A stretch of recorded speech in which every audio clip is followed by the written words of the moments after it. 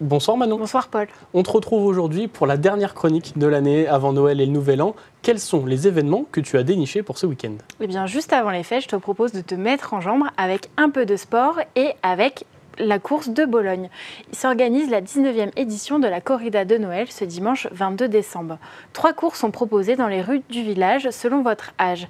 6,8 km à partir de 16 ans, 2300 mètres pour les enfants de 12 à 15 ans et 600 mètres pour les plus jeunes.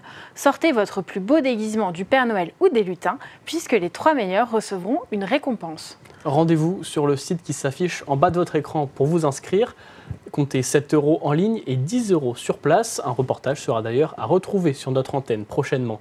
Manon, tu nous proposes encore un peu de sport avant de clôturer cette année 2024. Oui, tout à fait, Paul. La chronique culture va prendre un peu de repos lors des semaines à venir, mais les événements, eux, vont continuer. Je vous propose donc d'aller encourager les chauds montés au volley face à Cannes le dimanche 29 décembre. Les CVBistes ont d'ailleurs perdu 3-1 hier soir en Pologne et sont donc presque éliminés de la Ligue des Champions.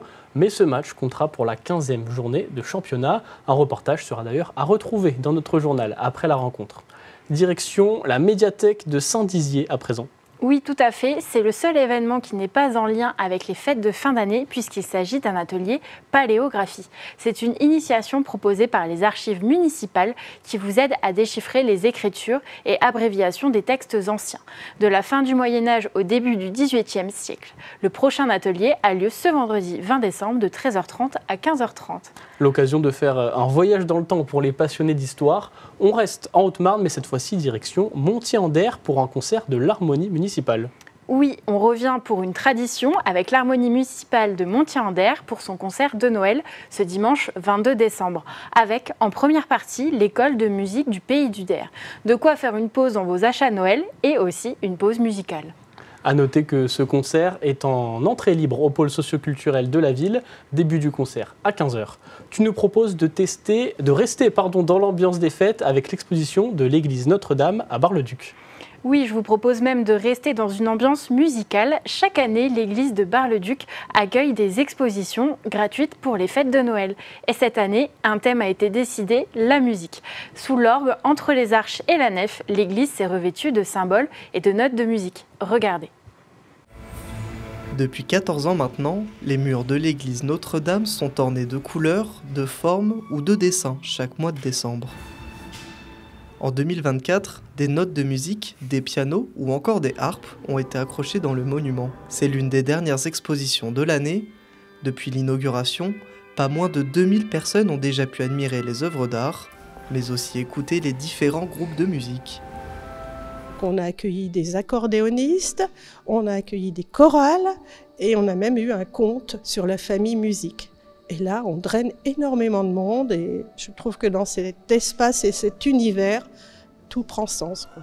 Dans cette église, la musique a toujours été présente et dans ce bâtiment religieux, elle a une dimension spirituelle. Il n'y a pas donc uniquement l'orgue qui est évoqué, il y a même les cloches du clocher, que l'on ne voit pas mais que l'on entend.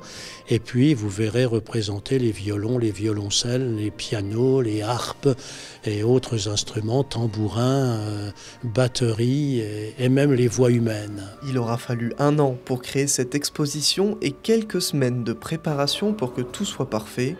Et celui qui l'a imaginé, c'est Gérard. Depuis plusieurs années, il crée ses expositions en fonction des demandes du prêtre. Mais en 2024, le thème est différent. On va travailler sur le thème actuellement de la musique. Alors on récupère des cartons un peu partout, qu'on découpe à la sauteuse, qu'on peint et ainsi de suite.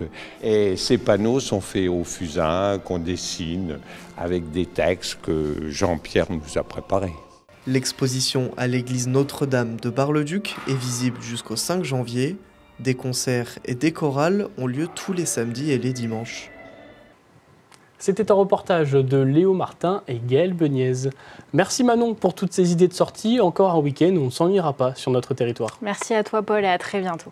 Tu le disais justement en début de chronique, la chronique culture fait une pause durant les vacances de Noël. Nous te retrouverons à la rentrée au mois de janvier 2025. À bientôt.